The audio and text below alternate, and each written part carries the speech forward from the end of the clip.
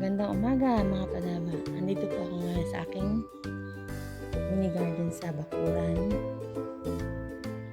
Samahan niyo po ako mag-harvest ng potato or patatas.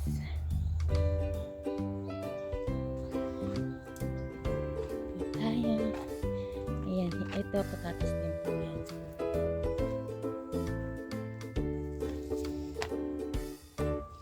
Ito po ang i-harvest nating patatas.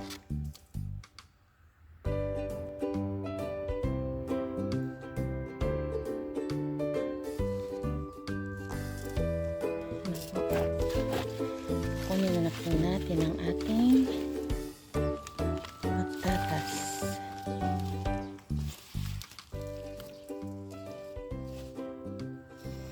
Ayan na po.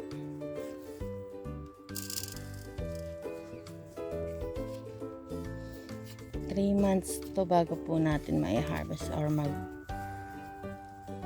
months po. Ganun.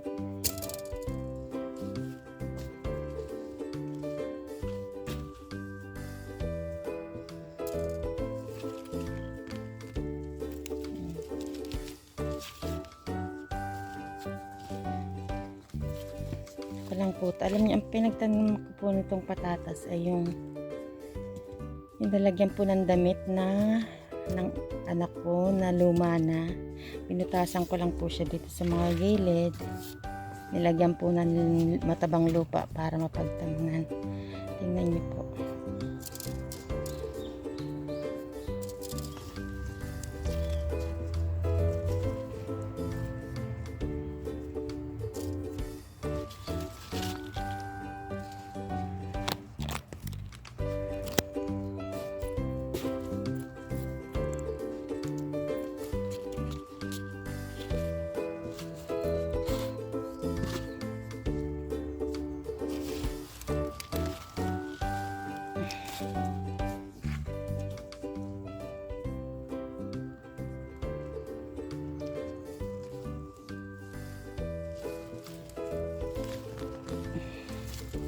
Wow, ang laki guys.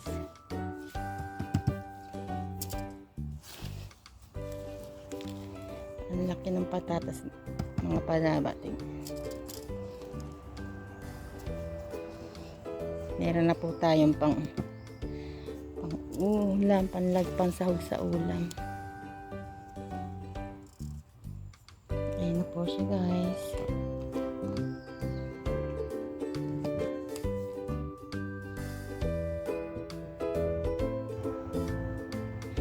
Ayan guys, ito na po yung patatas na na-harvest natin. Ayan, tingnan nyo po. Tingnan nyo mga padaba, napakalaki po nito. Tapos ito po yung patatanim ko. 1 month pa lang nang itinanim ko siya. Namumulaklak pa lang tong patatas. Hindi pa siya pwedeng anihin.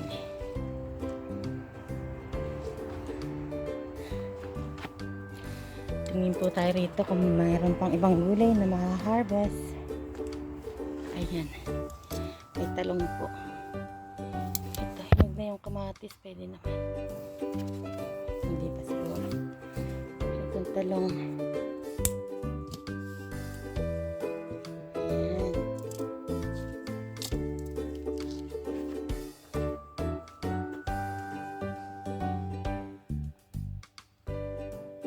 Repolyo. Maliit pa.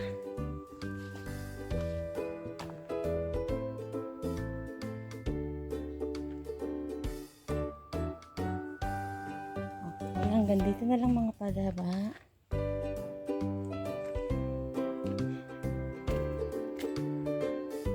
See you next harvesting.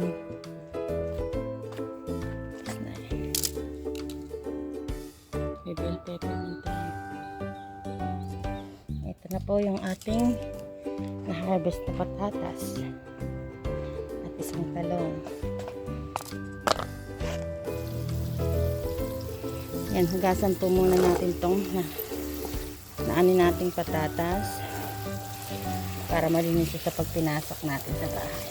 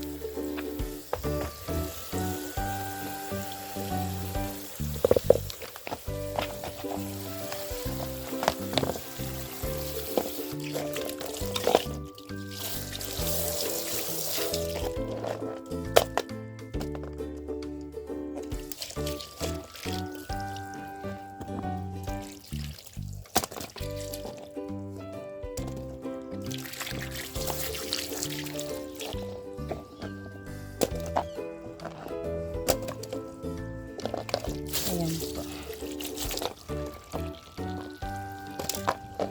Pwede na tayong magmenudo, magkaldereta.